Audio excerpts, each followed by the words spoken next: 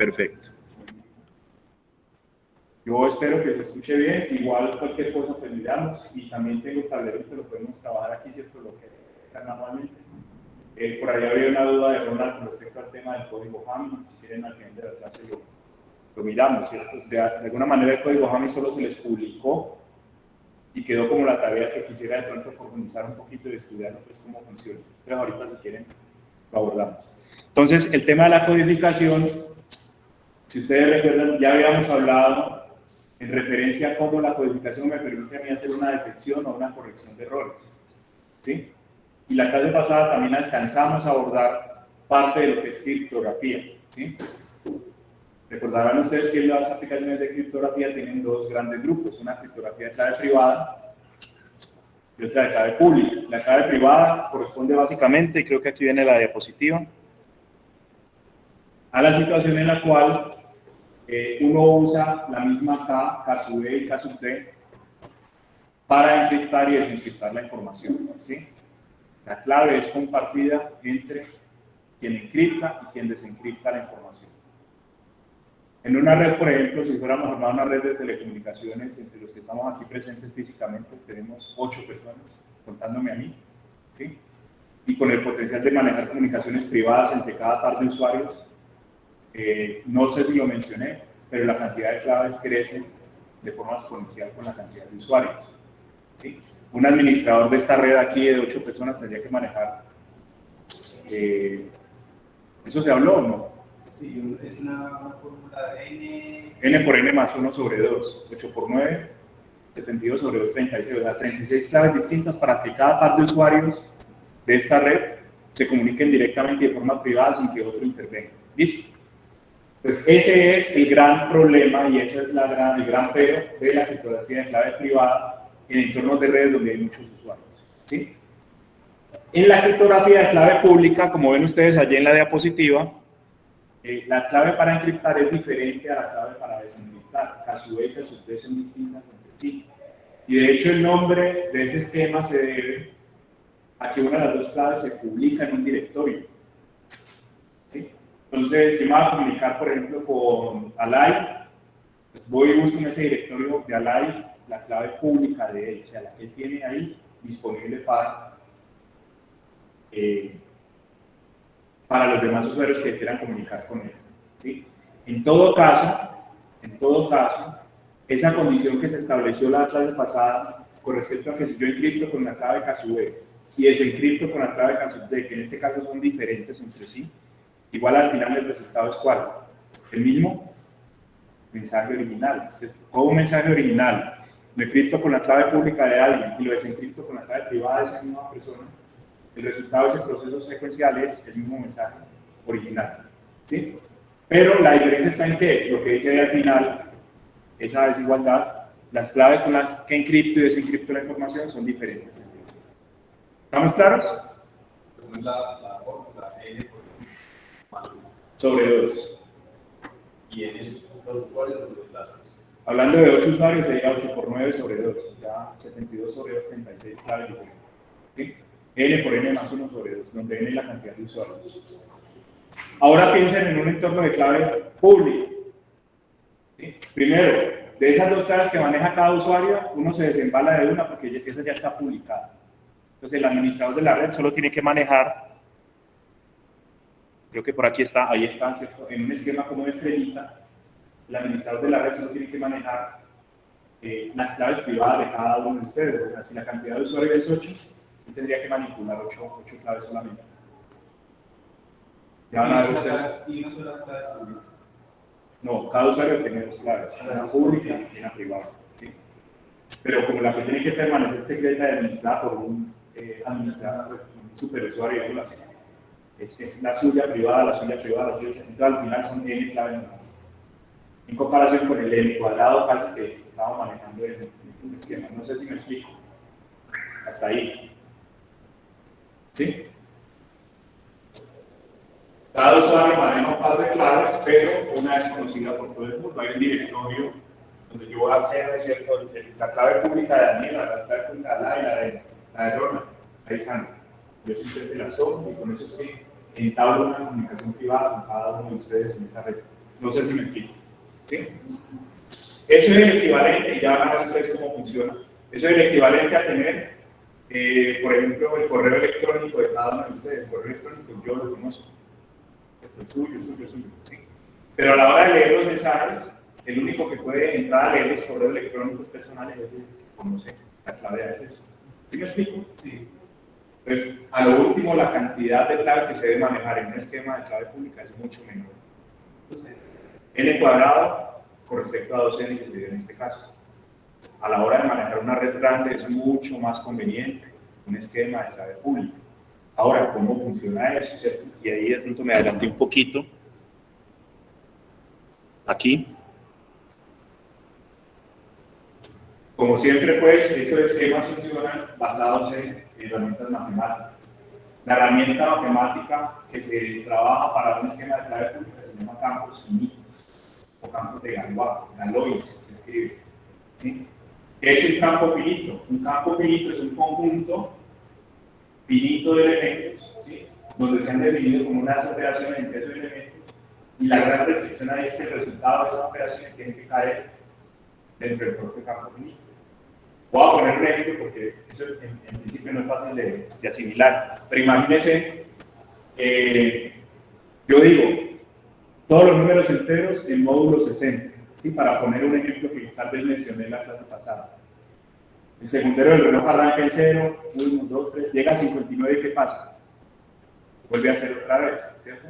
59 más 1, en ese campo finito da ¿cuánto? 0. 59 más 1 da 0. Entonces, ¿qué es ese campo finito? Es un campo finito definido por un módulo que es 60. ¿Cuántos elementos tiene ese campo finito de ese conjunto?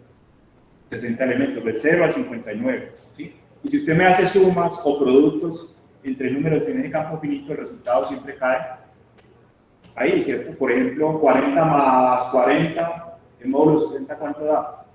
Da la vuelta, da 20. Me pareció lo que tenemos como espacio vectorial, así, ¿no? Me pareció eso. Sí, pero este es incluso más fácil porque no son vectores los que forman el punto, sino escalares, son números enteros. ¿Sí? Entonces, uno de los campos finitos que se ha usado más convencionalmente para este esquema de clave pública es los que están definidos por módulos, la aritmética modular. La aritmética modular estuvo vigente por hasta 2005, 2006, el ejército de Estados Unidos la usaba para criptografía en las aplicaciones. Yo, de hecho, la tesis de maestría la desarrollé en ese tema. ¿Sí? Básicamente era llevar un algoritmo que les vamos a mostrar ahorita a hardware, porque era muy lento el software. ¿Sí? Y a la hora de pronto en una red, vuelvo y repito, ya no estamos hablando de una red para hablar, ¿no es cierto?, sino que es una red, por ejemplo, con aplicaciones militares.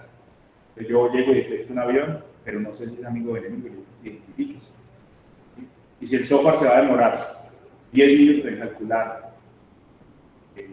desencriptar el mensaje, pues ya me he tomado de la vena de rato, ¿cierto? Entonces, la aplicación en hardware era básicamente para acelerar la velocidad de cálculo de esta operación de matemáticas que vamos a ver a continuación.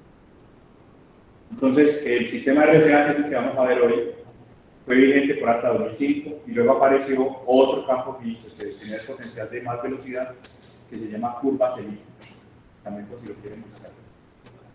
Hoy día, creo, hasta donde supe, que yo le he perdido como el hilo también al tema, curvas finitas es la herramienta matemática que se usa o el campo finito que se usa para criptografía de clave pública a nivel comercial en la actualidad. Curvas elípticas. Otra cosa que tiene este esquema de clave pública es que no solo es para privacidad, no solo es que yo me quiera comunicar con alguien y que nadie más mire el contenido del mensaje. Ya lo mencioné, si usted se quiere autenticar ante otra entidad, como cuando usted va a meter la clave en el banco, por los dos aviones que encuentre, ¿usted quién es? ¿Es amigo o es enemigo? ¿Sí? Usted se quiere autenticar dentro de una red, yo soy Freddy, ¿cierto? Usted le lleva un correo diciendo, parcial mañana de tópicos de procesamiento de señales. Necesito a ver si la persona que mandó el mensaje realmente sí es quien dice ser. Entonces, en estos esquemas es mucho más sencillo elaborar esas estrategias de identificación, de validación, de firmas digitales y un montón de aplicaciones más. ¿Listo? Entonces, por ahí también hay un montón, repito, como de ventajas de usar el tema de clave pública. Entonces, ahí hay un entorno para privacidad, ¿cierto? Hay como un esquemita explicando lo que ocurriría en una aplicación de clave pública para privacidad. Empezando con que Ana, que es la que está ahí a la izquierda, quiere mandar un mensaje encriptado y que solo David lea el mensaje desencriptado, ¿sí? Entonces, ¿qué es lo que tiene que hacer Ana?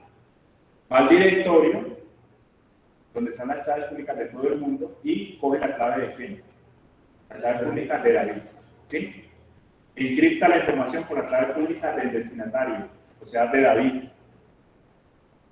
Ustedes me preguntarán, ¿y ese encripta qué significa? ¿Eso qué se hace ahí? Ahorita lo miramos. ¿Listo? Lo único que tienen que tener en cuenta ahorita en este momento es que encriptar con una clave pública y desencriptar con la privada correspondiente genera el mismo mensaje, ¿sí?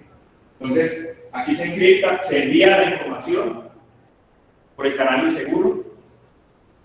¿Y cómo habría que desencriptar? ¿Qué tendría que hacer David para recibir el mensaje correctamente?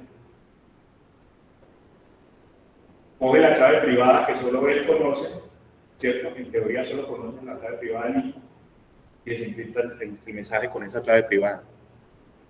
Es como si Ana tuviese, es como si Ana tuviese una transformada, ¿cierto? Una transformada y David conociera la inversa de la transformada. Solo David conoce esa inversa.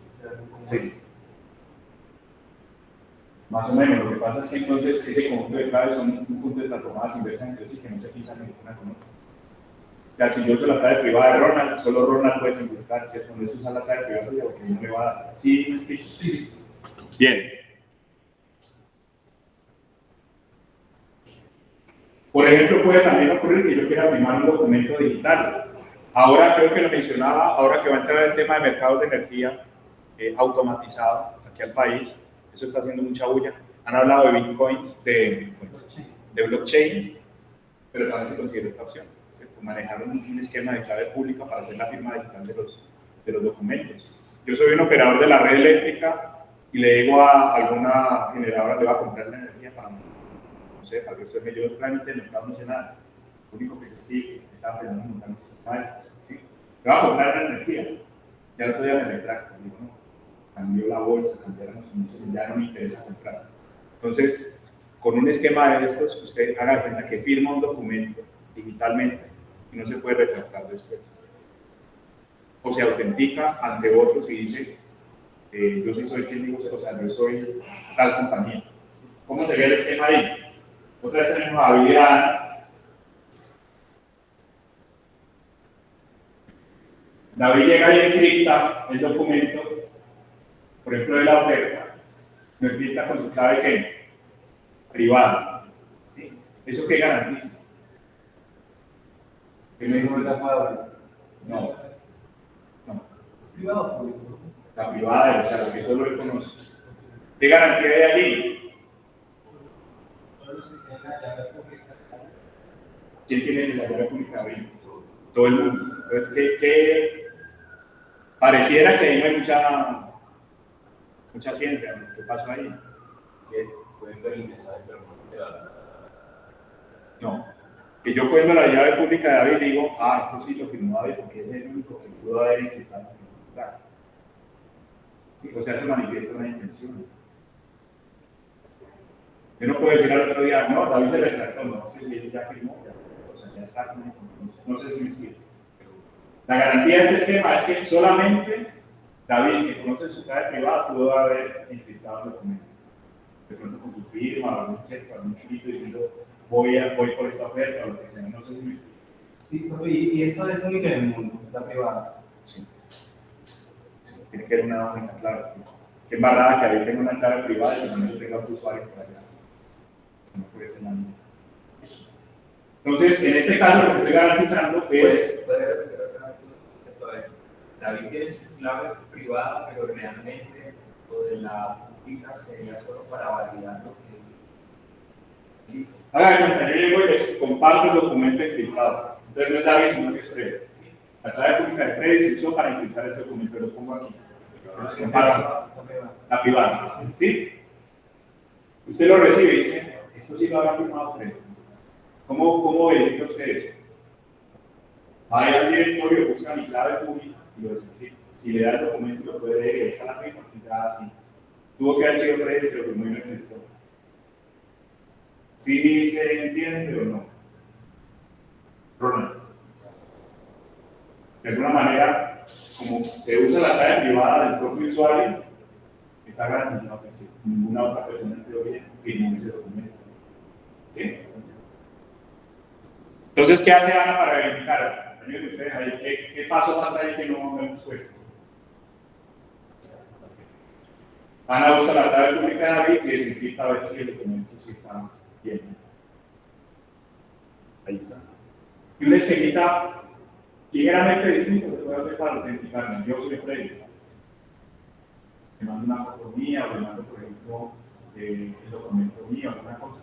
De esa manera, usted viendo y le hace el documento que sí tuvo que haber sido Freddy. No puede ser un intruso que está haciendo pasar por otro en la red. ¿Listo? Bien, ahora sí. ¿Cómo se implementan esas operaciones en las cuales uno encripta con una clave y desencripta con una clave diferente? ¿Y cómo logramos que ese proceso de pasar por una fase encriptada y otra desencriptada con claves distintas al final de recuperar el mensaje original? ¿Sí? A lo último, si usted lo piensa, eso tiene que ver con la naturaleza finita del campo. Porque se hace una operación en matemáticas que lo lleva a la vuelta n veces y duplicar el mensaje original. Lo último es eso. ¿Sí? Entonces, ¿qué propiedades tiene la aritmética modular que me permiten a mí garantizar que esas operaciones funcionan en un campo finito definido por un módulo? Esa es más o menos la idea. Entonces, hay unas definiciones, ¿cierto?, en tanto a lo que es el inverso aditivo y el inverso multiplicativo. ¿Sí? En una aritmética normalita, regular, el inverso aditivo es aquel que sumado con un número entero o cualquier otro número me da 0. Y el inverso multiplicativo es el que multiplicado por otro me da 1. Ahí están los ejemplos. Digo, Juan. No, me da 1 pues. Eso. ¿Qué pasa en la aritmética modular? Por ejemplo, en la aritmética modular yo no tengo, en el campo finito no tengo fracciones, tengo valores enteros. Sin embargo, miren el ejemplo. También hay inverso aditivo e inverso multiplicativo. Por ejemplo, 25 más 35 es módulo 60, la 0, ¿cierto? 25 más 35 es 0. O sea que 25 y 35 son entre sí inversos aditivos. ¿Sí? Y este lo verifican después si quieren. Este producto, el módulo 22.700 da 1. Si quiere ir a la calculadora o aquí mismo en el computador lo miramos. 987 por 23. El módulo 22.700 da 1. Son inversos que multiplicativos. Y con esas propiedades de inverso es que trabajamos el tema de las claves. ¿Cómo?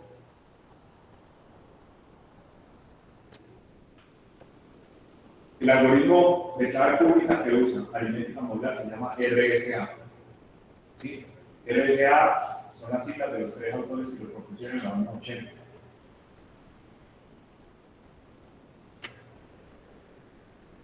Y las operaciones de encriptado y desencriptado son la misma, es una potencia, una exponenciación, como dice exponenciación modular, o sea, exponenciación en un campo finito definido por un módulo.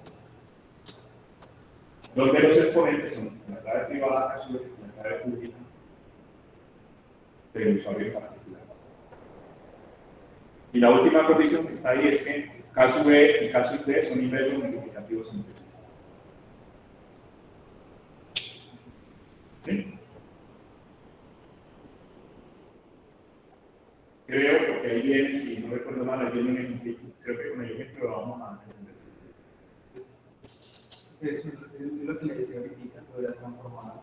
Yo puedo tener una transformación y multiplicarla por su inversa. Es como de identidad. Como dice ahí, sí, el punto de partida es tener dos números que entre sí son inversos. Retomo el del ejemplo que estábamos mirando ahorita. 987 y 23, el módulo 22.700. O sea, esos dos números multiplicados en ese módulo dan 1. Se da la vuelta, quién sabe cuántas veces al campo finito y al final caemos en 1. ¿Listo? Entonces el administrador de la red dice la clave de encriptado es KSUE 987, la clave de desencriptado es 23. Esas son las dos claves, por ejemplo, que le hacen a usted como usuario de la red. Le digo, guarde el KSUE, pilas, no lo vaya a compartir y el KSUE lo va a publicar en un directorio. Sí, lo que hemos hablado ya varias veces. Entonces, por ejemplo, a la hora de un encriptado, lo que hacemos es una potencia, una exponenciación modular, como ya les dije. M, ¿qué era en la clase pasada? Por convención decíamos que M era ¿qué? ¿Se acuerdan?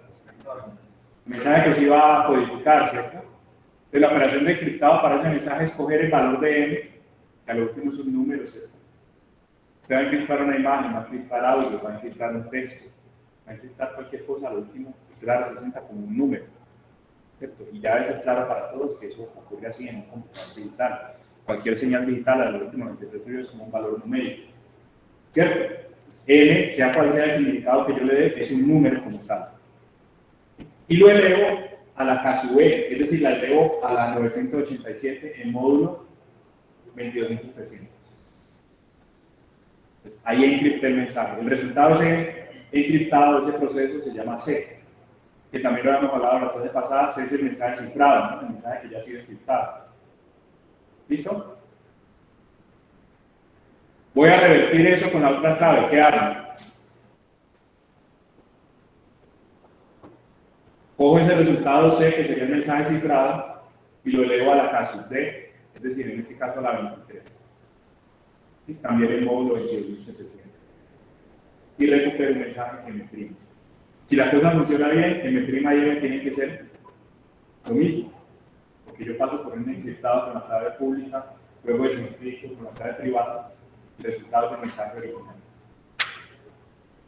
¿Vamos bien hasta ahí?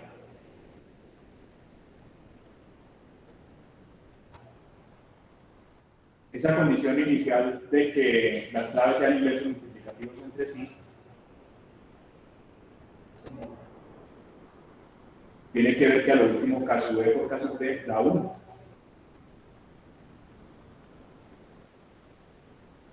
¿Sí? Al final recupero el mensaje original.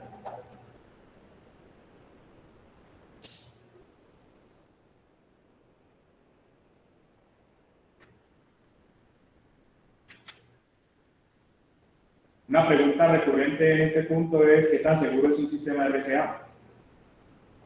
Porque si yo le conozco la clave privada a pública a Luis, por ejemplo, de Miguel, o al director y le uso la clave pública, ¿qué tendría que hacer yo para poderle hackear los mensajes a él? Buscar el qué, ¿cómo se llama eso? El inverso multiplicativo en el módulo que maneja el sistema. ¿Cierto? Si la clave pública de él es 23 y el módulo es 22.300, yo tengo que empezar a buscar también el inverso de 23 en módulo 22.300. Pero yo no se publica el módulo. Sí, el módulo es conocido porque tengo que hacer esa operación. ¿Cómo se desestimula el tema de los ataques en RSA? Manejando números enormes, ¿cierto? Ya les dije yo, mi tesis de maestría fue montar esta operación, esto, en hardware. A elevado a la raíz en módulo tal, monté eso en hardware, porque es lo que tiene que correr rápido.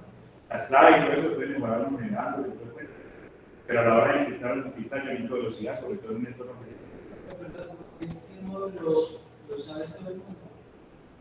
¿quién ayuda a contestar ahí? Porque el módulo debe ser conocido. ¿Por qué? Para poder sintetizar. Claro, porque si usted va al directorio y recupera la clave pública de alguien cuando manda un mensaje, se tiene que conocer el módulo para poder calcular la operación. ¿Sí o no? Y es necesario en ciertos entornos, sobre todo en entornos de autenticación y de seguridad, que esas operaciones sean muy rápidas. ¿Sí? Pero si yo quiero seguridad, necesito que esos números sean muy grandes para que no le quede fácil al atacante factorizar o sacar el inverso. ¿Ya? Hay dos ataques posibles en el RSA. Uno es sacar el inverso y con eso hackeo a un usuario. Pero si yo factorizo el módulo, que es el producto de dos primos, de hecho, que no tiene por qué darlo, pero así es. Si yo factorizo el módulo, hackeo todo el sistema. O sea, no tengo los mensajes privados todo el mundo. ¿Sí? El ataque más efectivo es factorizar el módulo en los dos primos que lo componen. Al momento de mi tesis yo llegué a probar hasta 512 bits, o sea, los números que había que llevar era un número de 512 bits elevado a la otra de 512 bits, el módulo de 512 bits, o sea, son operaciones bastante complejas y eso en software se demoraba mucho. Y finalmente el resultado fue, ya te demostró que si uno lo monta en un circuito dedicado a eso, es mucho más rápido. Pero lo de varios usuarios es porque pues, hay muchos diversos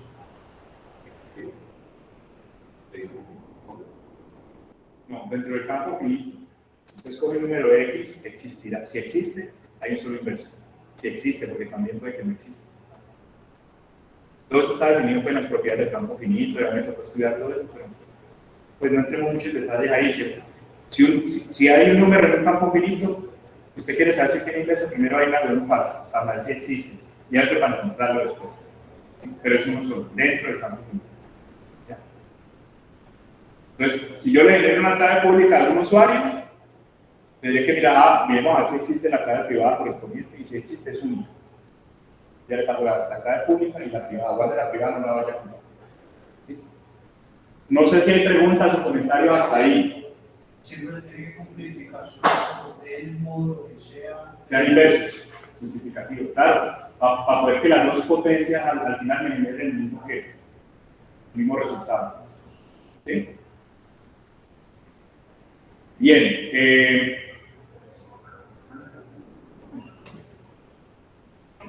Yo.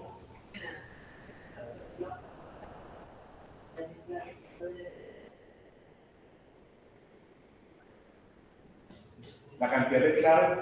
Sí. Bueno. Ataque de defensa bruta, lo mencionábamos la vez pasada. ¿Me ayuda alguien con la definición de eso? ¿Eso qué es? Ponga que yo tengo una clave por dar un número bajito de 32 bits. ¿Sí? El sistema RSA que monté es un sistema de 32 bits. Ya les dije, estábamos hablando hace 15, 20 años de 512 bits, o sea, 32 es muy inseguro. Pero pongamos que son 32 bits. Yo le devuelvo la pregunta a Daniela, ¿cuántas claves tiene que ensayar usted hasta que le pegue a la que es? Va a ensayar todas las combinaciones de 32 bits que haya, hasta que de pronto llegue y le pega al inverso multiplicativo, ya aquí al menos a un usuario del sistema. ¿Sí? Teóricamente la cantidad de combinaciones en un número de k bits es 2 a la k. Esa sería la fórmula, ¿cierto? Para un ataque de fuerza bruta me toca hacer 2 a la k ensayos cuando mucho, ¿cierto? En el peor caso, hasta que le pegue al que es. No sé si le contesté. ¿Sí? Pero en general el ataque no es ese, el ataque es factorizar el módulo. Si usted factoriza el módulo, puede hackear todo el sistema. Bien. De hecho, en el grupo de investigación que yo estaba, que era un profe que había venido de Francia en ese momento, había gente trabajando a generar números primos grandes. ¿Por qué? Porque con números primos de 512 bits, montaba un sistema seguro de RSA. Otro a sacar el inverso multiplicativo. ¿Por qué? Porque si saca el inverso multiplicativo, algoritmos rápidos para eso, hackea sistemas. ¿Sí? Y otros como yo estamos trabajando a sacar la potencia o productos o otras operaciones matemáticas en módulo lo más rápido que pudiera dejarlo. Pero el mismo algoritmo en que estamos hablando en ese caso es 22.701. No, el 22.700. El módulo es el producto de dos valores primos. El módulo es el producto de dos números primos.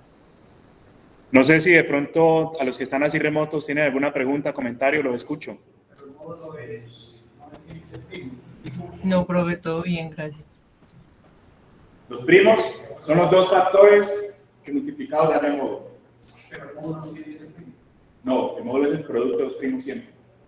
Por unas propiedades que tiene el campo. Tiene que ser primo ese módulo, ¿no? Solo la mano, primo los números que no. Eso. Sí, eso es. ¿Ah? Sí, ya. Esa es la multiplicación. Entonces Ya no es una una pila de 16. Bien. Porque de esa manera, con ese módulo, siendo el factor de dos primos, queda garantizado que el inverso multiplicativo exista a la hora de buscar un par de claves. Propiedad del campo finito generado así, ¿cierto? Yo me puedo inventar un campo finito con cualquier valor con 60, por ejemplo, pero 60 no es producto de dos primos. A la hora de sacar inverso del módulo 60 me queda más duro, en cambio, garantizando esa propiedad, sí puedo sacar el inverso, o sea, generar claves fácilmente. Una propiedad de campo finito.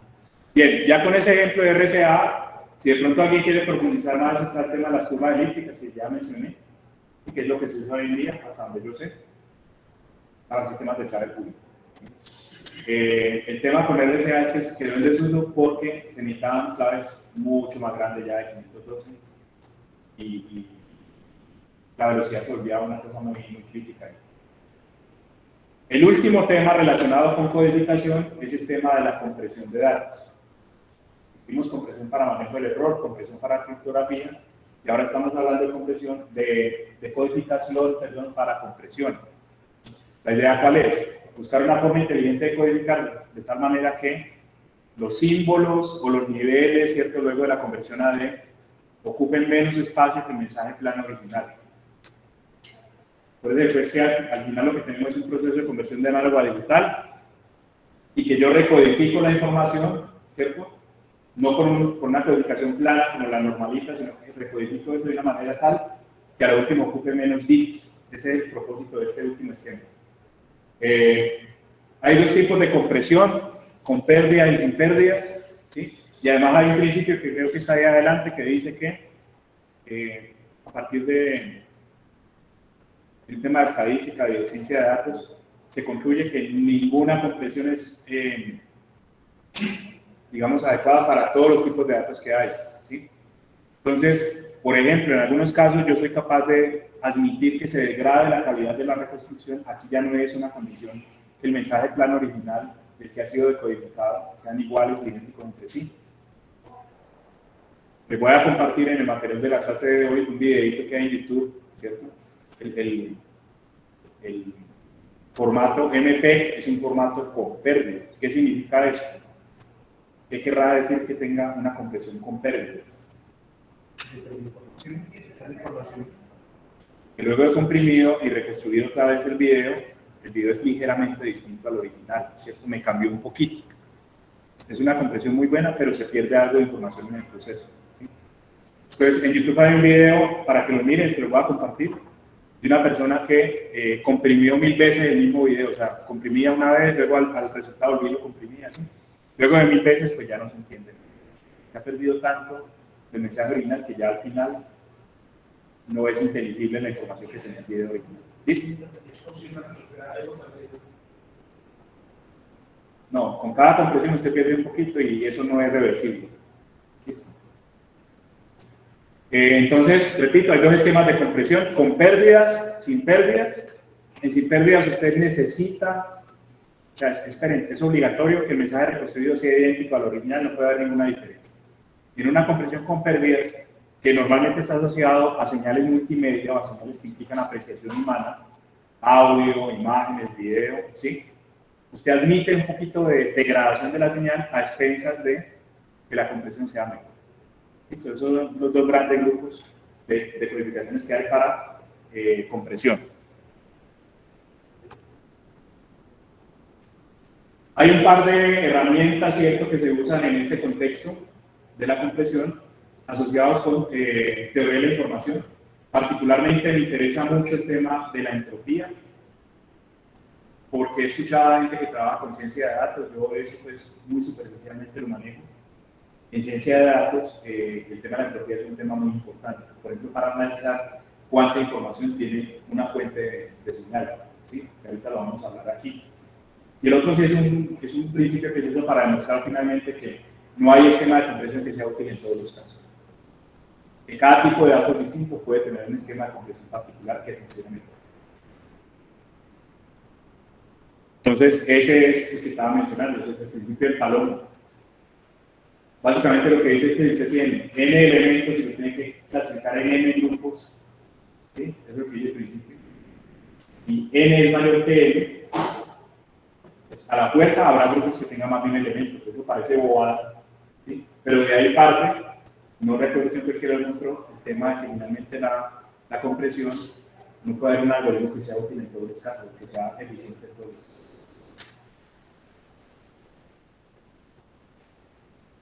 No hay un esquema de compresión que sea adecuado para todas las categorías de datos. Este me interesa más y este sí le vamos a botar un poco más de corriente. A semejanza de lo que pasa con termodinámica, está el concepto de entropía en información, ¿sí? La entropía se calcula como ven ustedes allí. Esto es básicamente la entropía de una fuente de datos digitales, de una fuente de información. ¿Listo? ¿Qué estamos viendo en la sumatoria? La sumatoria va desde 1 hasta n mayúscula. Eso es la cantidad posible de símbolos que maneja mi fuente. Y me voy concretamente a un ejemplo que ya hemos tratado aquí para que lo entendamos, ¿cierto? Piense en una imagen digital en escala de gris. Usted va y mira el valor de un píxel, pues en un formato estándar, ¿sí? O va y mira el nivel de rojo que tiene una imagen en color. ¿Cuántos posibles valores puede encontrar usted de nivel de rojo o de nivel de gris? ¿Qué hemos dicho antes acá en clase? 256, ¿cierto? El 0 es no hay luminosidad o no hay rojo, y el 255, que es el último, es que estamos full en cuanto a rojo o en cuanto a gris o en cuanto a una componente de color. ¿Sí? Entonces, en ese ejemplo concreto, esa fuente de señal tendría n igual a 256. ¿Está claro? ¿Cuántos símbolos diferentes maneja mi fuente de señal? En este caso concreto, 256.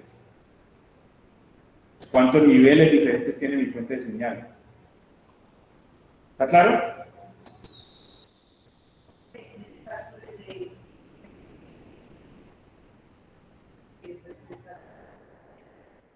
Es fácil. Sí.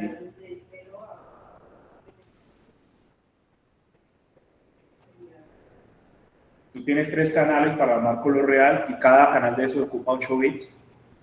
O cada canal de esos tiene 256 combinaciones diferentes. A la hora de la verdad son 256 al cubo, combinaciones distintas. Eso da 16 millones de colores diferentes.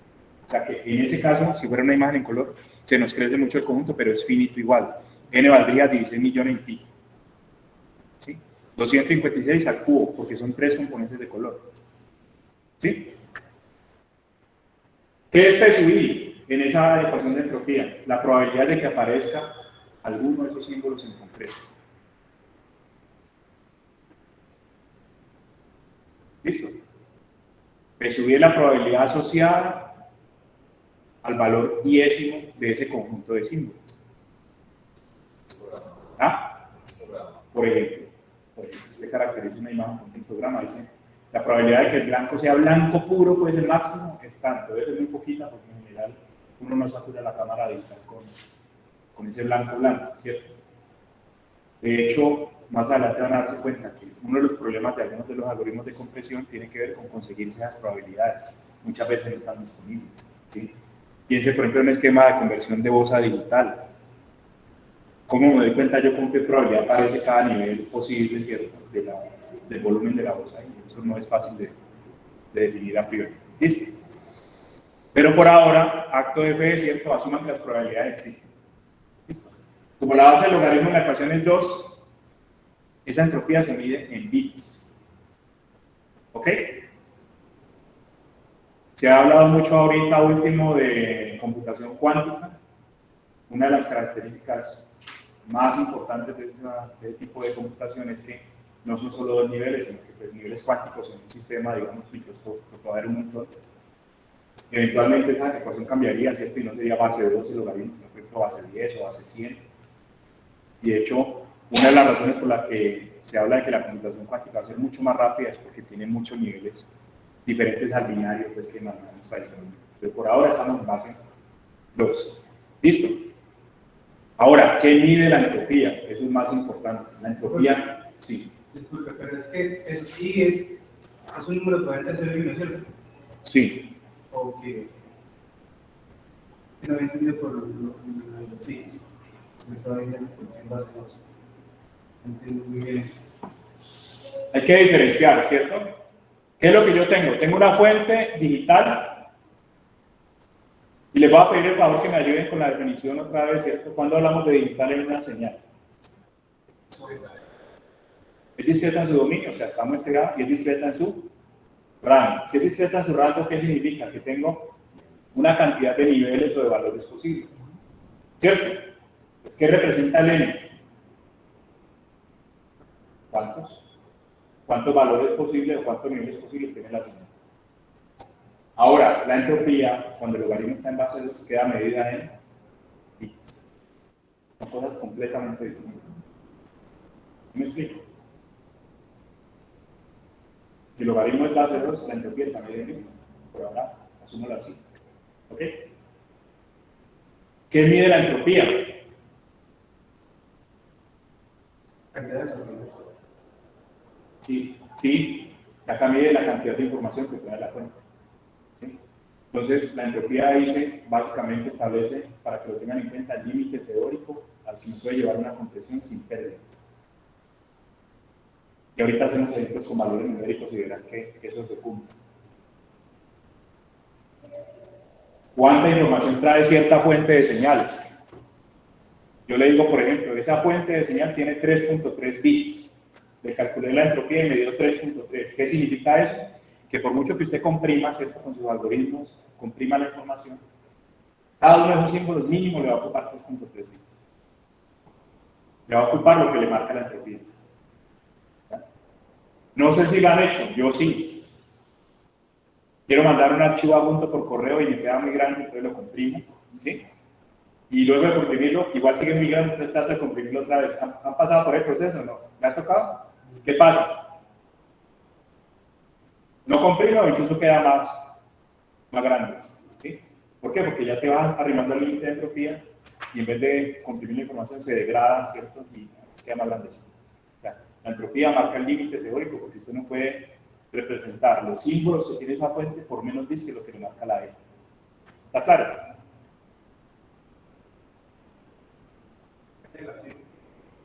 Porque es que como la probabilidad está entre 0 y 1, el logaritmo queda negativo. Claro, lo último se cancelan los números. La entropía siempre es positiva.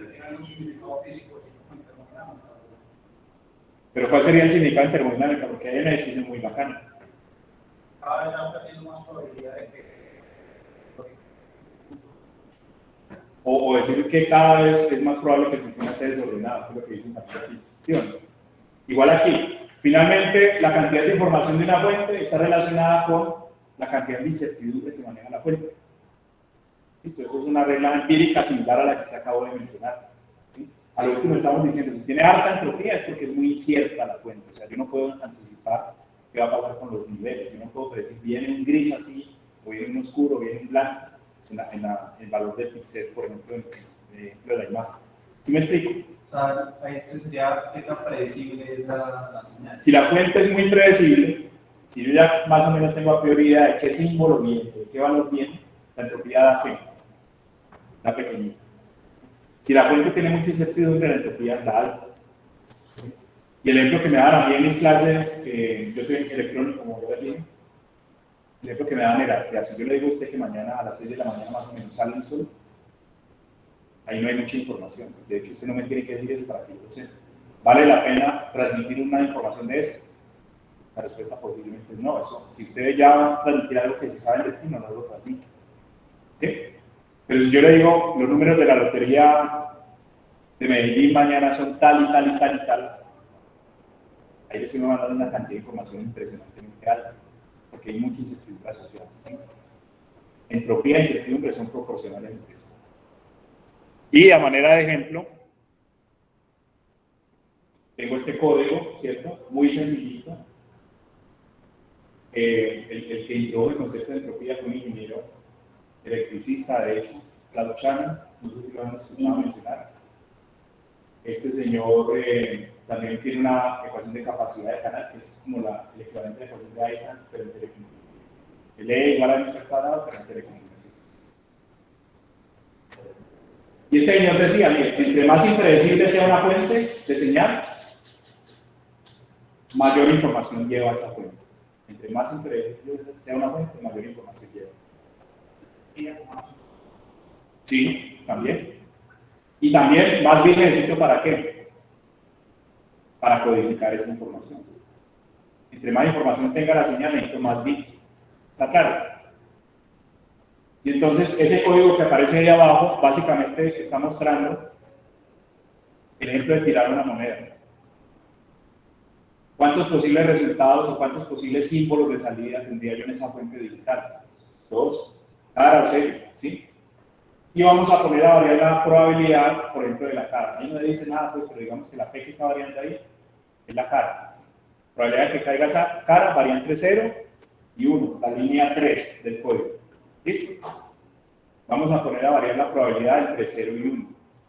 ¿Dónde dicen ustedes que habría más entropía?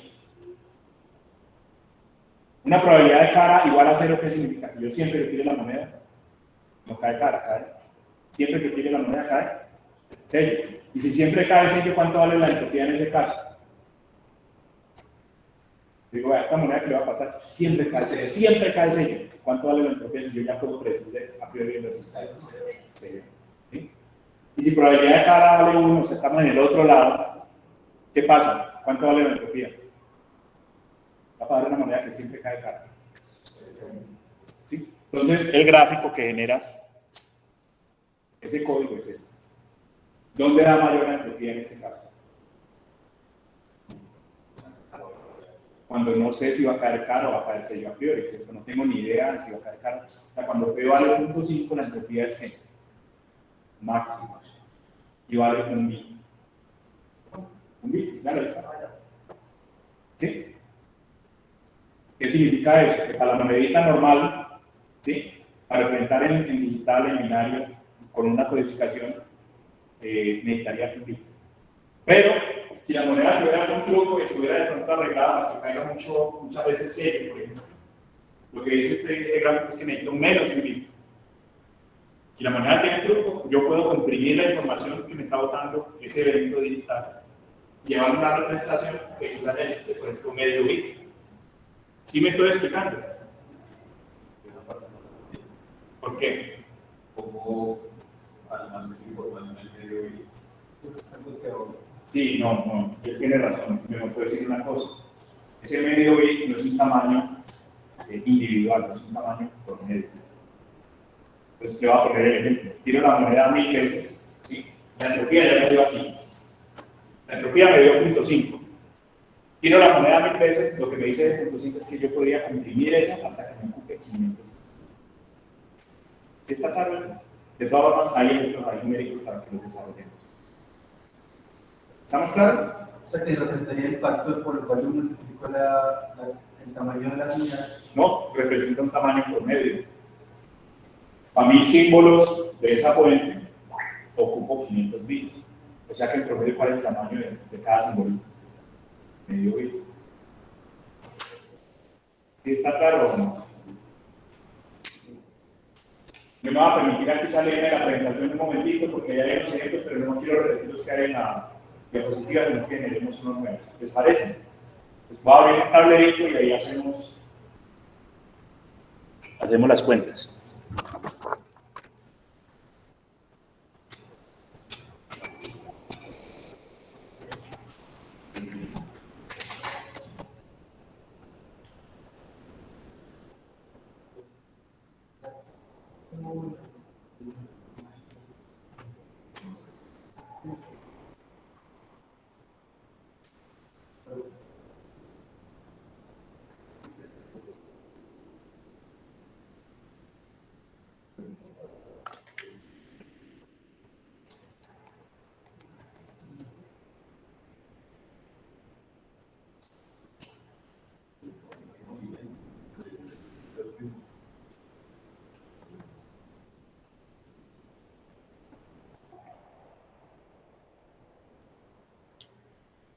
Entonces, primer ejemplo, ¿sí? Vamos a dar este primer ejemplo que es el más básico a uno donde la distribución de probabilidades no es la misma, perdón. Y de ahí pasamos a un esquema de compresión. ¿Listo? Sin pérdidas. Entonces, primer ejemplo, tengo un dado, obviamente 6 caras, y la probabilidad de todos los posibles símbolos de salida es un sexto. La probabilidad de que caiga 1 es igual a la que caiga 2, a la 3 y demás. Entonces, que pueden alinear en el favor de pronto de calcular la entropía en este caso. ¿Cuánto da la entropía?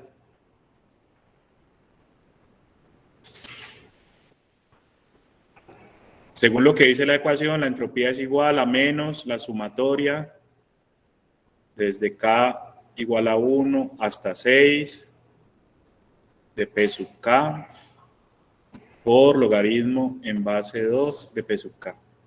¿Y eso nos da cuánto? ¿Me ayudan? ¿Cuánto vale P sub K en todos los casos para este primer ejemplo? Un sexto. Ahí sí me colabora de pronto que tenga abierto. Ah, lo podría hacer aquí también.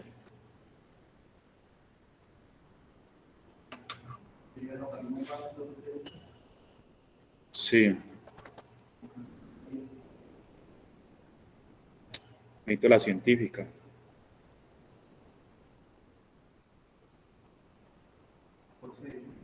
¿Ah?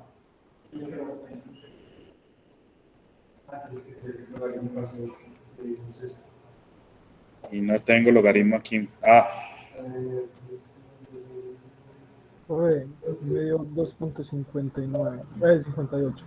2.58. Sí. Listo, gracias. Pues, Y ahí entra de manera pues pertinente, súper pertinente el comentario, ¿no? ¿Cómo así que 2.58 bits? Los bits son enteros, yo tengo 2 bits, yo tengo 3. ¿Sí? Vamos a hacer ahorita un esquema de concreción a ver cómo es que llegamos a esas fracciones. ¿Sí? Básicamente es mirar el tamaño promedio, o sea, en un flujo regular de una gran cantidad de símbolos, al último divido la cantidad de bits que me gasto representando por la cantidad de símbolos y me da un promedio de 2 puntos y pico. ¿Sí? Bits por símbolo. ¿Vale? Vamos a suponer un segundo caso donde la probabilidad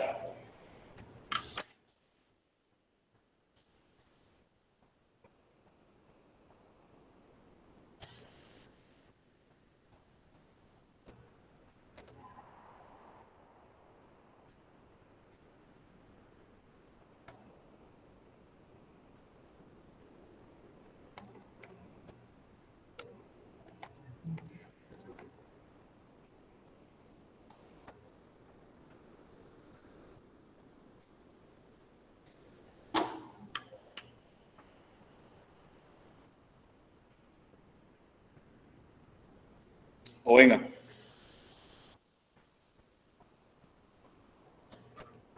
Porque me queda muy parecido al de la diapositiva. Entonces vamos a más bien a suponer.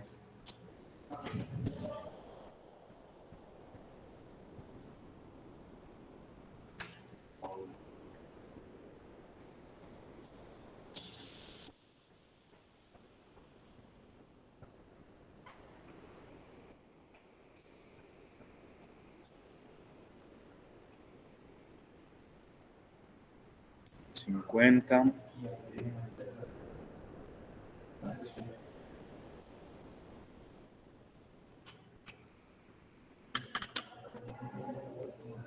Pregunta, ¿qué pasa si yo he dado ciertos dados que son trucados, les ponen como un quesito para un lado, entonces cada que yo lo tiro es más probable que caiga un número que el otro? ¿Sí?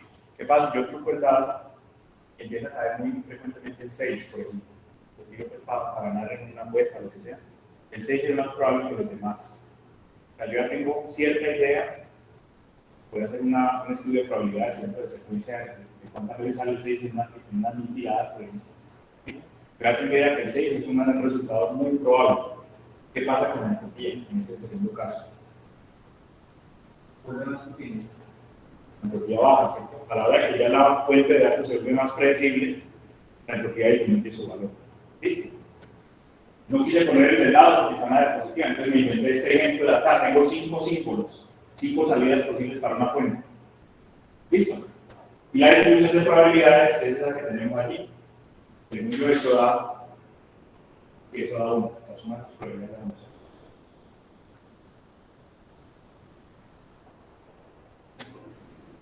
Vamos a suponer, en primer lugar, que usted esa fuente la va a codificar de forma plana. No se va a poner a comprimir ni nada. Tiene 5 posibles valores, 5 posibles niveles para representar digitalmente el binario. ¿Sí? ¿Cuántos tienen 5? Eso ya lo hablamos. ¿Cuántos tienen si L mayúscula es 5? Recuerden que L está relacionado con 2 a la cama. No, metas. Con 3, ¿cuántos valores binarios era? 8. 3 bits. 000, 001, 006. 8. Contiene 5, con 3 es suficiente. Pero ya cuántos nos quedan. Recuerde después que, y esto lo hablábamos, No, para contar. ¿Cuántos números para contar? Sí.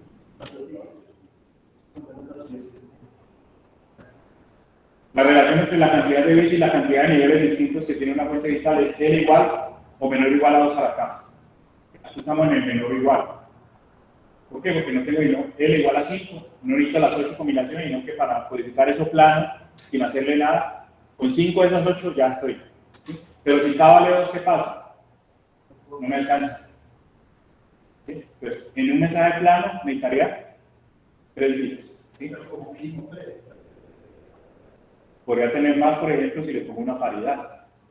Le agrego redundancia, la cantidad de información es la misma, pero viene más grande. O sea, el problema con los esquemas de detección y corrección de errores, por ejemplo, es que en vez de comprimir, me aumentan el tamaño del mensaje plano. ¿Sí?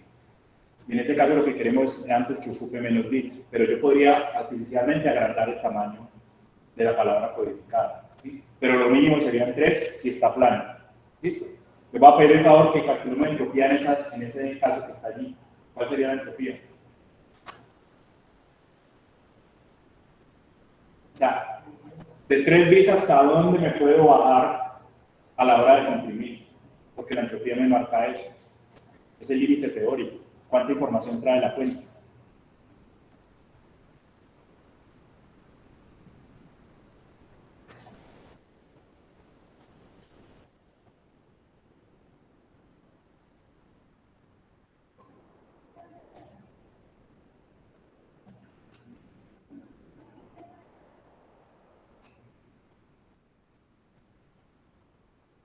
Entonces, punto 1 logaritmo de punto 1, punto 2 logaritmo de punto 2, más o menos. no sé si de pronto acá de los que están remotamente alguien me ayuda con el valor. 225.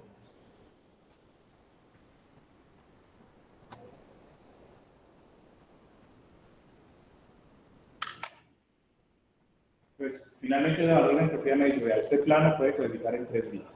No se complica la vida, manda eso un código arbitrariamente. Pero si decide comprimir, lo mejor que puede llegar a tener es, en promedio, 2.25 bits por símbolo de esos que está manejando ahí. ¿Sí? O sea que así como más bien llevándolo a la cantidad de bits sería más bien 3 bits.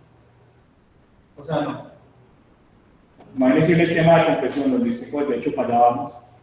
La E que tiene mayor probabilidad, se aparece mucho, se la simboliza con un solo bit. Entonces, como aparece tantas veces, frecuentemente aparece, ¿cierto? A la hora del resultado total, ocupa menos espacio. O sea, a lo que me refiero es, supongamos que yo hice, saqué la entropía de la señal cualquiera. Resulta que la representación de bits de la señal, yo la representaba con 6 bits. Pero cuando llegué a la entropía me dio subir, 2.25. O sea que yo máximo realmente cuando pues, si lo represento con bits, porque no puede ser continuo los bits, sino en números enteros, yo lo puedo representar con 3 bits. O sea, esa señal grande, ¿no? Eso es como lo de la... Lo que quiere decir esto, este 2.25, es que algunos símbolos de esos puede que ocupen un bit, algunos otros pueden que ocupen 2 bits, algunos pueden que ocupen 5 bits. Pero en el promedio, si soy inteligente codificante, pues es lo más probable los pongo a ocupar poquito, para que en el promedio el total me dé 2.25. ¿Sí me explico? Y si no me entiendes, ahorita con un ejemplo creo que la podemos más fácil. ¿Sí? Pero lo último es, el tamaño ya no va a ser fijo, ya no va a ser 3 bits para cada símbolo de esto. Si yo me fuera a la codificación plana, podría decir A000, B001, pero mire que el tamaño es fijo para todos. ¿Sí? Pero que tal aquí que yo diga, este es muy probable, también solo bit. El siguiente más probable con 2 de pronto. ¿Qué garantía tengo ahí? Que como aparecen tanto, ocupan tan poquito espacio, 1 o 2 bits, en promedio me voy a acercar a ese bit. Más aparezca más bits. Menos. Menos. Y que otro que aparezca bits. Realmente más probable cumplir. El siguiente, Menos probable. el siguiente más probable. Más probabilidad, más bien.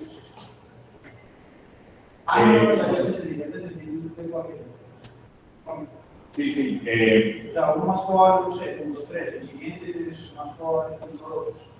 el siguiente más probable que ocupe menos espacio, ¿cierto?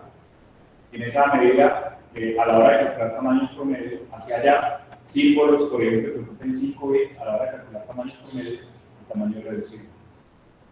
Ya lo vamos a ver con un ejemplo, pero antes de eso hay un esquemita que sí está en la diapositiva. Dime.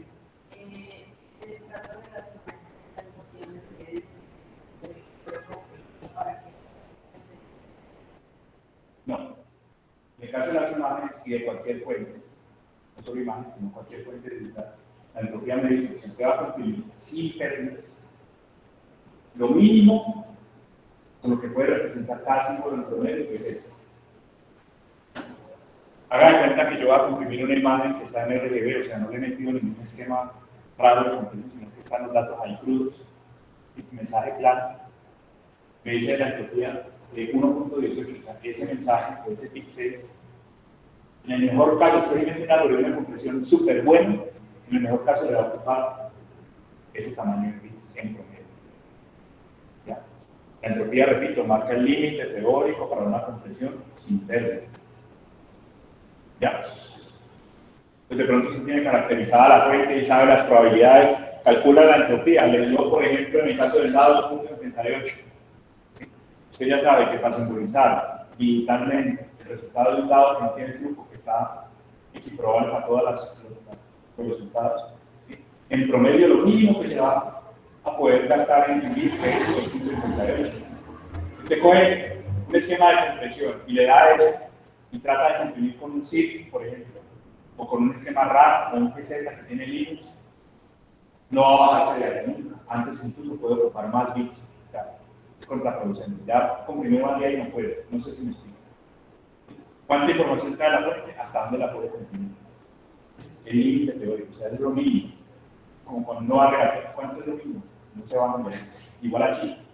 ¿Cuánto es mínimo en promedio necesito para representar la información que trae esa fuente? ¿Listo? En este caso, por ejemplo, tenemos el ladrillo que ya hemos calculado americanizado, ¿sí? Y en este segundo caso dice que el 80% de las veces ya sé que cae 6. ¿Sí? Y el resto de el 1, el 2, el 3, el 4 y el 5 caen cada uno el 4% de las veces. Eso da 100%. 5 valores caen 4% y el resto del 80% es para el 6. Entonces hago el cálculo de entropía, en este caso que el dado está muy cargado para el 6, la entropía se baja de 2.58 a 1.18. O sea, comprimir esta fuente es más fácil que comprimir la de arriba. Se deja comprimir más porque tiene menos que. Por tanto, es menos información, ¿no? Menos información o menos entropía. Comprimir esta fuente es más fácil porque tiene menos información. Hay un esquema de compresión muy sencillito. Yo creo que con el gráfico queda explicado, no sé cuánto le pasará esquemas como más serios. Y este esquema se presta particularmente para la fuente de información donde los símbolos se repiten en secuencia. Miren, ahí está el ejemplo arriba, ¿cierto? Y miren cómo la compresión se hace no sobre datos, sino sobre una secuencia o un volumen de datos. ¿Sí? Entonces, por ejemplo, decir, no, es que en una conversación normalmente aparece mucho este símbolo. Pues hago una compresión por repeticiones. Mire cómo la A aparece como 5 veces, entonces no las pongo las 5 veces en el mensaje comprimido, sino que pongo el símbolo A y después viene la cantidad de veces que está. ¿Cierto? A viene con 5, M viene con 3, B viene con 1, A viene con 2 y así. Claro, si la fuente de información se repite mucho en ciertos símbolos, ese esquema comprime la cantidad de datos que hay. Eso está fácil, o va a haber una pregunta de Ahí podemos calcular el porcentaje. entonces, ahí no tengo las probabilidades. Pero si lo vemos como un completo, que sería 1, 2, 3, 4, 5, 6, 7. Yo sí le cuento a manera de ejemplo que este esquema se usa, por ejemplo, para conversación. en voz, está bien estudiado el tema, una conversación de voz normal, los niveles que están cercanos al cero son muy frecuentes y se repiten en tiempo. Es un silencio. Ninguna de las dos personas que está conversando habla, entonces hay un cero ahí repetido. Pues, ¿para qué mandar un cero en secuencia? Simplemente manda un cero y luego se repite n veces. Y ahí cumplimos muchísimo la cuenta. ¿Sí? Sí, claro, si ustedes no, pero voy a dar una forma. Ahí tenemos 7 pasos. En vez de poner a 5, después poner a 2, poner a 7. Quizás sí, habría que inventarse un esquema, ¿cierto? Pero así de primero se pierde la información de tiempo y me desordena. Y estamos hablando todavía de concesión sin pérdida, o sea, desordenar es cambiar la señal, entonces no me conviene. Pero hay que pensar, bueno, ¿será que le puedo traer para acá y luego volver a poner donde estaba? Pero si vemos esa línea de código como De datos, sí. como de datos, como un solo archivo, ahí le podemos calcular la entropía a ese archivo. Probabilidades. ¿Ah? Las probabilidades. Y por Ya es un eso, histograma. sí, por ejemplo, Sí. Sí. ok.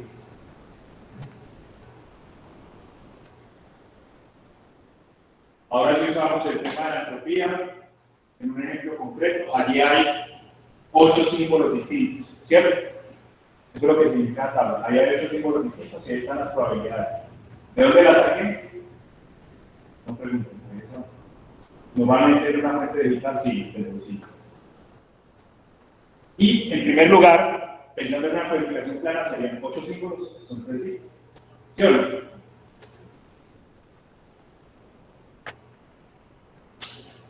Este esquemita para asignar símbolos se llama esquema basado en árbol. ¿Listo? En árbol.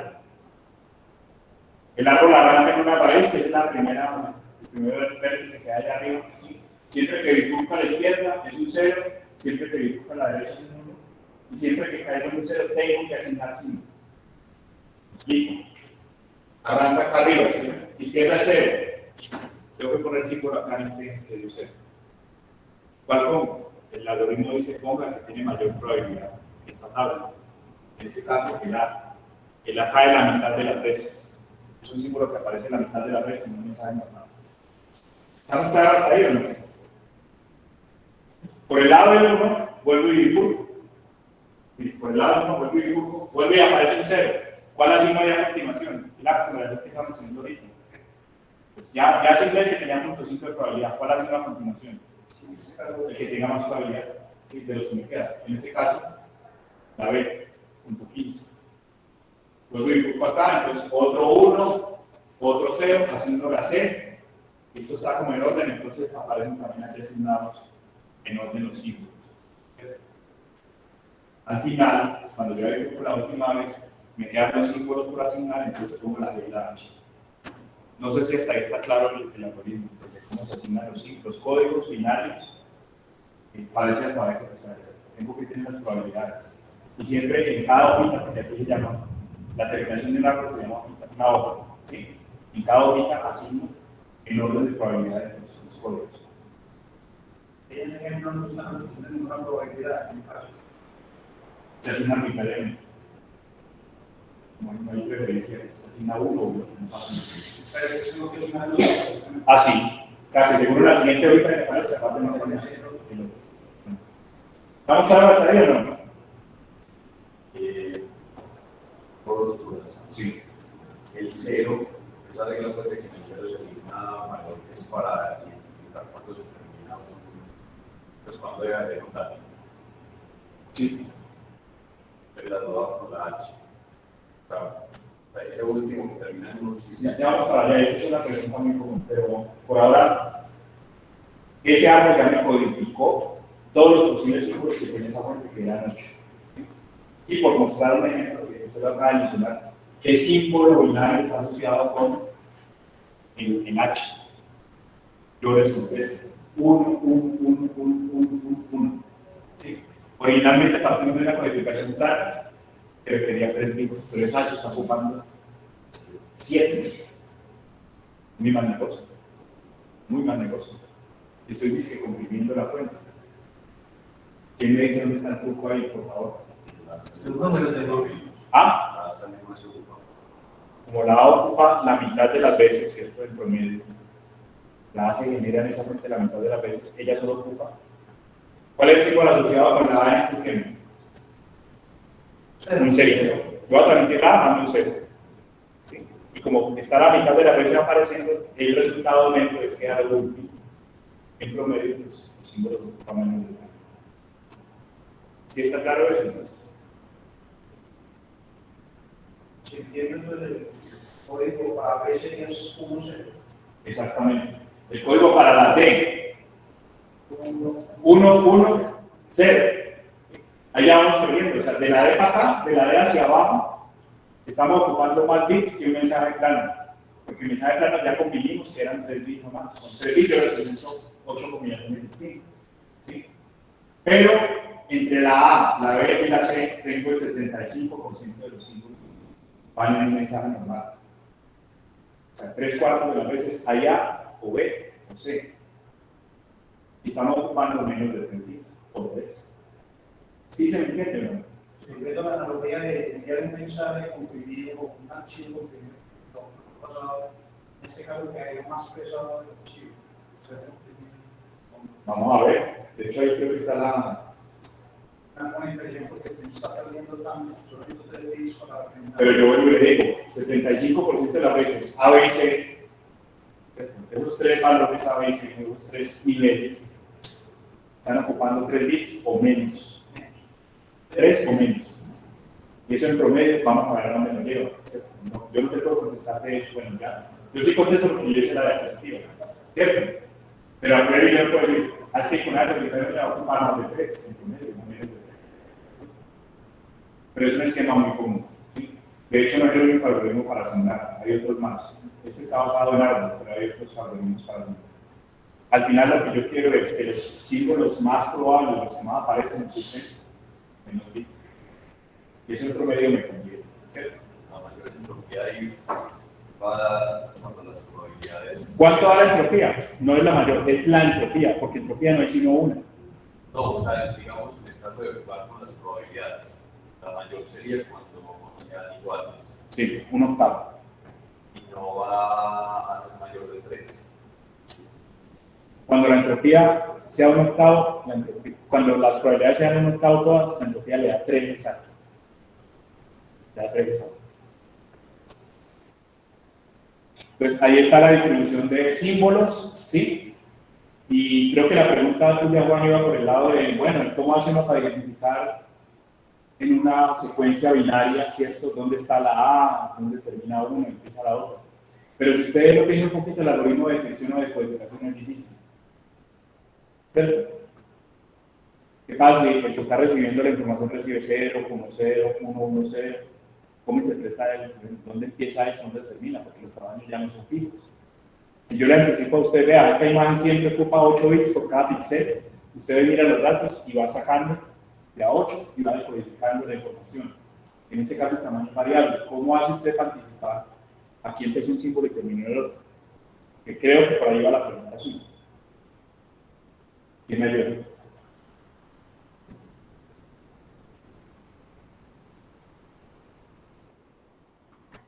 La respuesta es, todos los símbolos, excepto el último, terminan en qué? En 0. Y el último tiene 7 unos. Usted todo el tiempo está esperando ceros. Cuando llegue un 0 dice, aquí terminó un símbolo. Miremos cuántos unos hay detrás. Este 0 tiene 3 unos detrás. Ah, este 0 tiene 3 unos detrás. 0 y 3 unos para atrás es una negra. Vale. O no llegó ningún 0, le llegaron 7 unos seguidos, ya sé que eso es. Empezaría por ahí. Lo que pasa es que Yo no sé si es que. yo lo hago al contrario porque en hardware, el hardware que está decodificando es el que yo lo conozco, está buscando ceros. Y cuando el contador le llega a 7, dice, ah, bueno, completé ese tema, es que eso era una H. Y si por ejemplo otro cero y ¿cómo sabes que no es una A? Le llega un primer cero, sí, que eso es algo. Primer cero sí, pero yo estoy hablando de unos ceros. Usted llega y abre el archivo en un punto arbitrario y tiene un 0 ahí, entonces tiene que mirar para atrás o no, hasta el otro 0. Es una solución. Igual que no hay dos símbolos diferentes. El terminador del código siempre es 0, excepto en este caso. O sea, hay dos números que te de número. Entonces ya sabes que solamente un solo número que tenemos. Pero realmente el hardware que decodifica, les cuento pues, la electrónica que decodifica está revisando. Digo 0. Sí, cuando llega a 0 termina de contar. En sí, conté 4 veces, 1 es 0, o sea que hay 3 puntos. Eso es una vez por ejemplo. También podría ser alumnos. También, pero bueno, así se arma pues. Y el tema es que ese hardware está en tiempo real. O sea, él recibe ya un simbolito, cuando llega a 0 es que mira para atrás. Vamos a retomar el ejemplo para mirar el tema de entropías. La entropía de esta fuente así calculada es 2.27 bits, 2.28 bits, más o menos. Y pongamos como ejemplo que vamos a mandar 1000 niveles, 1000 códigos diferentes, distribuidos exactamente como dicen las probabilidades. O sea que los 1500 son ¿qué? A's. 150 son B. ¿Sí? Y como yo tengo el árbol en la diapositiva anterior, yo sé que la A ocupa cuántos bits. 1, la B ocupa 2, la C ocupa 3, ¿cierto? Pues hago la cuenta total de cuántos bits ocupan esos 1000 mensajes o 1000 símbolos que mandé. ¿Está claro? El resultado de eso da 2410 bits. Ahí es donde aparece la fracción, ¿cierto? Para mandar 1000 niveles diferentes, 1000 códigos diferentes, 1000 símbolos, ocupo 2410 bits. ¿Qué significa eso? El tamaño promedio de cada símbolo de esos, o de cada nivel, o de cada código de eso es 2.4 bits. ¿Sí? Y este esquema, como ustedes pueden ver, se acerca de alguna manera al límite teórico, pero no va por debajo, ¿sí? Porque la entropía es un límite mínimo. ¿Sí? La entropía está marcada por 2.25. Es cuando yo mando un dato infinito. O sea, ese creo que se ve cuando yo mandar dato infinito. No, esa entropía tiene un esquema de conversión muy bueno. Se acerca más a ese límite. ¿Sí? Hay un artículo muy bacano, lo voy a buscar y si quieren los comparto. Los códigos que mejor se han aproximado a ese límite de entropía se llaman turbocódigos, salieron en el 90. Sí, turbocódigos.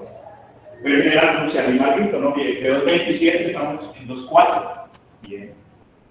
¿Sí? Esta compresión, pudiendo llegar hasta 2.27, llega a lo mínimo que se puede cumplir, que tiene un tamaño de símbolo promedio de 2.4. ¿Está claro? Ahora, y lo aclaro de una vez, puede ser, por ejemplo, aunque es poco probable, que en esos 1000 símbolos todos sean A.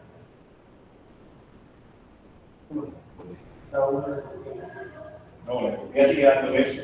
Pero en este caso en particular, usted logró comprimir a un 1000%. Pero en el caso normal, como que estamos planteando ahí, es porque la distribución se corresponde con los datos, lo mínimo que puede llegar es a 2.8. ¿Sí me estoy explicando? Por sí. ¿Está claro de eso? ¿Amerita de pronto más explicación? ¿Estamos bien? La idea es que esa cantidad de bits se aproxime A ver, ¿por qué? Cuando los datos están correspondientes con la distribución que yo veía. ¿Estamos?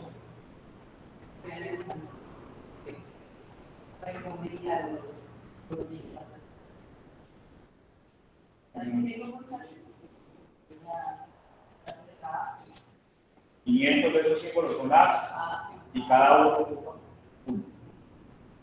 150, porque es 7% de los 1000 símbolos son B's y cada una de ellas ocupa 2. Voy haciendo mi suma, que 500 A's son 500 bits, 150 B's son 300 bits, porque ya cada símbolo tendría 2.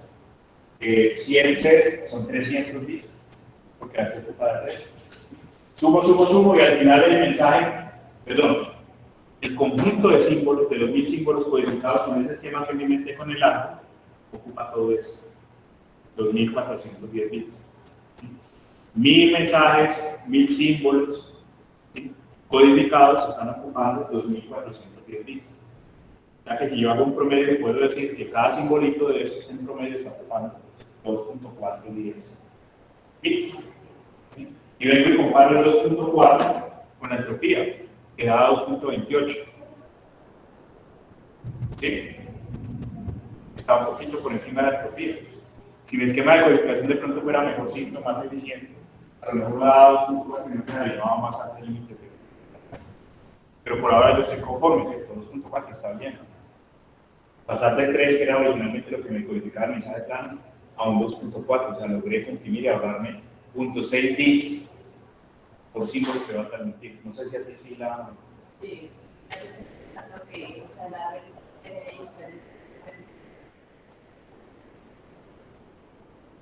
La diferencia que hay entre el 2.4 y el 2.28 es que tan lejos estoy del límite teórico de compresión. ¿Sí? Solamente eso.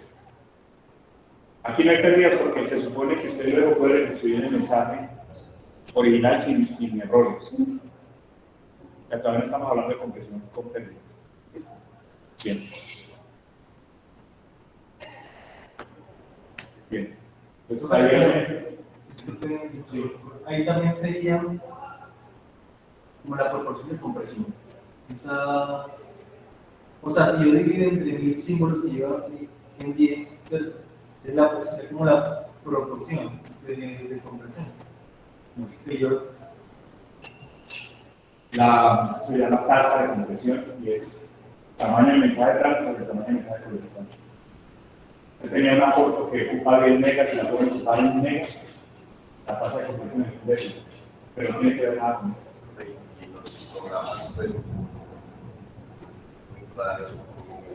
Allá voy. ¿Cuál es el problema de todo eso? Usted ya lo mencionó ahorita temprano. Creo que vamos a tener que terminar de trabajar. ¿Cuál es el problema de eso? Yo le digo, tengo una grabación de voz, comprima. Tengo una imagen, comprima. Se lo pongo en un laboratorio y digo, ¿cómo me pide usted a mí? ¿Hace falta qué? Las probabilidades es lo más duro, ¿cierto? Conseguir las probabilidades es lo más complicado. Y hay un esquema que se llama basado en diccionario, donde esas probabilidades se generan dinámicamente con cada conjunto de datos, que también alguien lo mencionó ahorita, ¿cierto? Yo no sé, por ejemplo, el mensaje de voz, o en una canción, o en una imagen, cómo están distribuidas las probabilidades para los círculos. Por ejemplo, una imagen en escala de grises, si todo la pongo en un ambiente oscuro, y probablemente los símbolos de poquito valor van a tener altas probabilidades. Ahí hay una posibilidad de comprimir algo. Porque el histograma queda muy tirado a un lado. Parece que la imagen es oscura, tiene poca entropía. ¿Sí ven cómo el cadena entonces es bueno que venía hablando de ¿sí? Pero no tengo las probabilidades físicamente, no las tengo. ¿Qué hago? Pues las calculo dinámicamente sobre el punto de datos, o sea, sobre la imagen. ¿Qué es el diccionario? El diccionario es una tablita que se pone al final de la información comprimida que le da significado a cada código. Entonces, el WinRAR, el WinZip, coge su documento en Word, por ejemplo, cuentan cuántos símbolos hay, sacan las probabilidades, calculan los símbolos, cómo los van a escribir con un árbol, comprimen todo eso y al final le pegan al archivito, al final le pegan que la ABC, la B, no sé, la C, no sé qué. ¿Sí me entiendes? Para que el que va a comprimir llegue al diccionario y pueda interpretar lo que dice. ¿Está claro? Bien, ya para terminar, vamos a hablar de compresión con pérdidas. ¿Sí? Esta particularmente es muy sencilla, se llama Weyler, o una transformada que es de la familia de las Weyler, es la más sencilla, se llama HART. ¿Sí? ¿Qué es lo que vamos a hacer? Vamos a trabajar a partir de una única señal, dos componentes diferentes. Eso más adelante con calma lo vamos a hablar bien, pero por ahora, ¿qué es lo que queremos?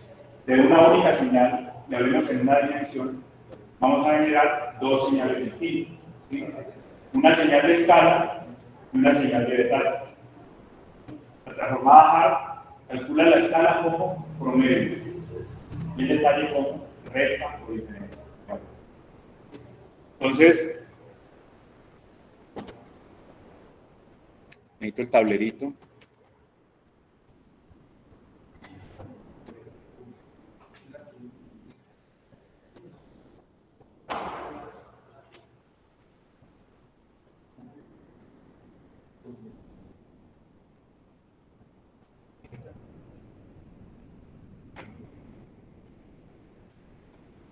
a manera de ejemplo y en una dimensión para que lo manejemos en dos ahorita, ¿cierto? Porque la imagen la vamos a convivir con el mismo principio que estamos por explicar aquí. ¿Listo? Tengo esa secuencia de datos. Valores enteros ahí, listo. Vamos a aplicar la transformada HAR a esa secuencia de datos. Hay un comando de palabra aquí, lo pregunto ahorita, se llama waveDef, como de codificación waveDef, que va a hacer esto automáticamente. Se puede trabajar así. No se Python, pero se trabaja. Entonces, repito, la transformada HAR, en particular, la transformada HAR, o la función madre HAR, que así le llaman en el entorno de Wave, dice, para la escala, que es la primera señal que vamos a calcular, para la escala calcules promedios. ¿Listo?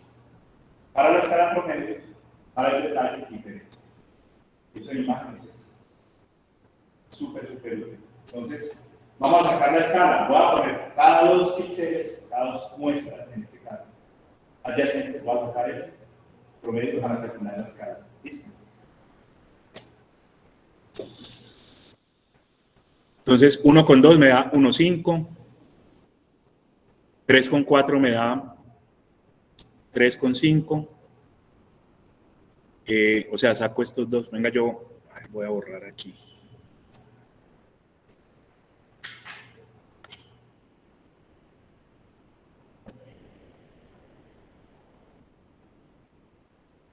¿Y cómo se interpola eso pues, con la teoría pues, de la transformada? O sea, ¿qué significa cada cosa? Ya voy para allá. Esto da 7 y esto da 15, ¿no? Pues llamemos a esto X de escala. ¿Sí? Mire que está ocupando la mitad de los datos. La escala ocupa la mitad. ¿Cómo sería el detalle? XD. La diferencia. XD sería. Venga. 1, 2, 10.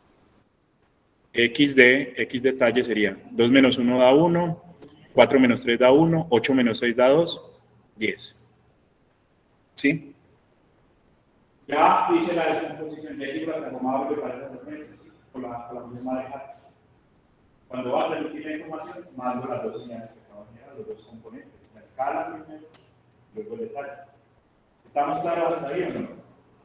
Piénsenlo en imágenes. En imágenes la escala representa textura. Si yo le tomo una foto con una cámara de imágenes tablet, todos los píxeles que están ahí en blanco seguro van a tener un valor de píxel muy similar al píxel. O sea que promediando esos valores, realmente la imagen no cambia mucho.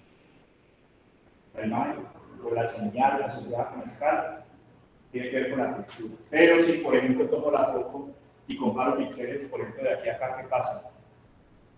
La grande ya. Ahí la escala no me está representando bien la información, me representa mejor quién. El detalle, porque hay un contraste. Hay un cambio brusco de valores. También debe ser claro que si yo le paso a usted los dos valores de escala y de detalle, para este patrón de ellos, yo le paso la componente de escala y detalle, para ese patrón usted me puede reconstruir originalmente pensaba en pero con un sistema de dos focos. Fácil. Promedio da 1,5 y la resta da 2. La resta da 1, así yo les saco los valores. Yo puedo reconstruir. ¿Cuál es el propósito en Wayland para imágenes? El JP 2000 creo que llamaba el formato decía ignore detalle. Saquen 2 dimensiones, escala y detalles y quédese solamente con escala. Ya les voy a mostrar cómo se. ¿Estamos claros hasta ahí o no? ¿Sí? Bien. Entonces, mando igual 8 muestras, o sea, no he comprimido nada. Tengo que mandar 4 de escala y 4 de detalle. Pero si yo llegara a descartar el detalle, porque es que la imagen tiene mucho contraste, yo me comporto con la escala nomás. Ya logré reducir a la mitad la cantidad de datos que voy a necesitar. O sea, tendré una tasa de conclusión del 50%. ¿Listo?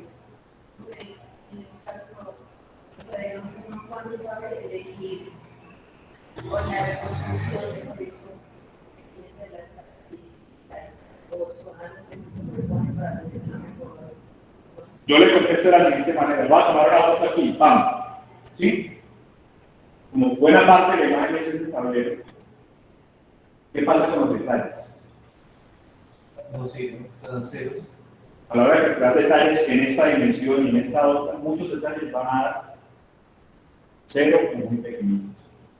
esa imagen realmente detalle no tiene mucho. De pronto en los bordes que están más oscuros, o arriba en los contrastes que hay información de detalle que sea útil. Pero yo lo que digo es, valdrá la pena en una transmisión donde me cuesta mandar cada video. Están mandando esa información de detalle que va dando cero, o da muy pequeño. Usted contempla básicamente ignorando los detalles que están muy pequeños. Y básicamente lo que está haciendo es como normalizar todo eso. Todo lo que sea blanco y va a tener un valor promedio, no va a modificar. ¿Sí me explico? ¿Se entiende? Los suavizan los bordes, por ejemplo.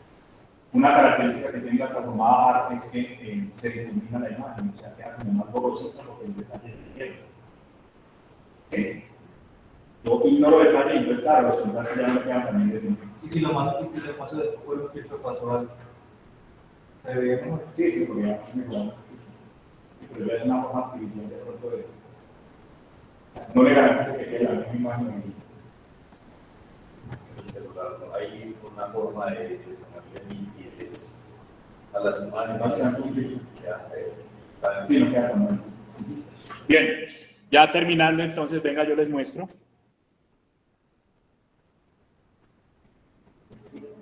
La función madre de escala, la función madre de detalle, básicamente esos valores multiplican a los vecinos entre sí. 0.5 por un valor de píxel, 0.5 por el otro. O 1 y menos 1, ¿cierto? Para la resta. Detalle es resta, escala es promedio. Eso multiplica por eso, pues matrices. Entonces vamos a coger esta imagen, ¿cierto? Esta imagen la cogemos y aplicamos escala y detalle a las filas. ¿Sí? Entonces, la imagen, luego de pasar por la plataforma, en esa dimensión me queda la mitad para acá es información de escala. Y la mitad para acá es que detalle. O sea, si esta imagen tenía 800 píxeles acá, o como lo expliqué en el tablero ahorita, ¿cierto? Tiene 800 píxeles, la mitad, o sea, los primeros 400 valores van a ser ¿qué?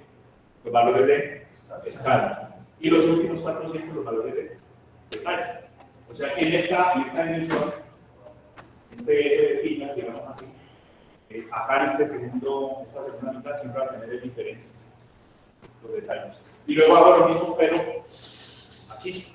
En la mitad, las primeras filas de esto va a ser escala y las últimas van a ser detalle. ¿Qué resultado me genera eso? Ahí está el código para que lo miren. Ahí no alcanzan a ver. Luego miren la diapositiva. Y hay un montón de rayitos verticales. ¿Por qué? Justamente porque está el detalle vertical. ¿Qué diferencia hay en esta imagen, pero en este sentido? ¿No se puede usar luz? O si de modo de resolución, no. Ah, Sí.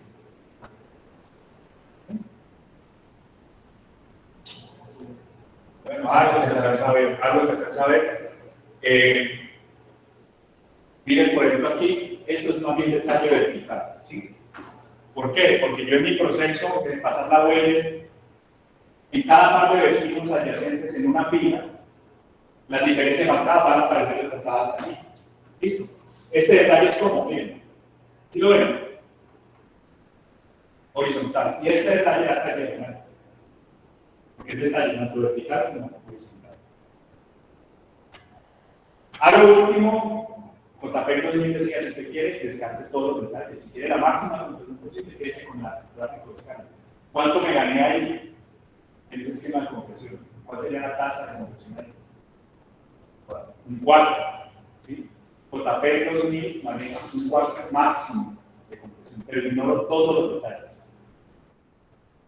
Otro servicio tiene es, si el detalle es importante, lo que alcance a resaltar ahí, eso sí los guardo, los tengo ahí posicionados para la reconstrucción, pero si están oscuros, o sea, son detalles bajitos, son cero, no los tengo en cuenta, yo me hago un montón de artesanal.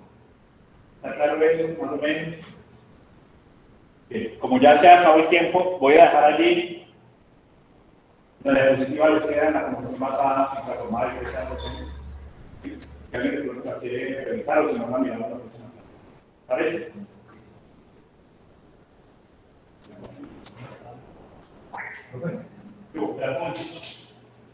Voy a parar la grabación aquí y ya.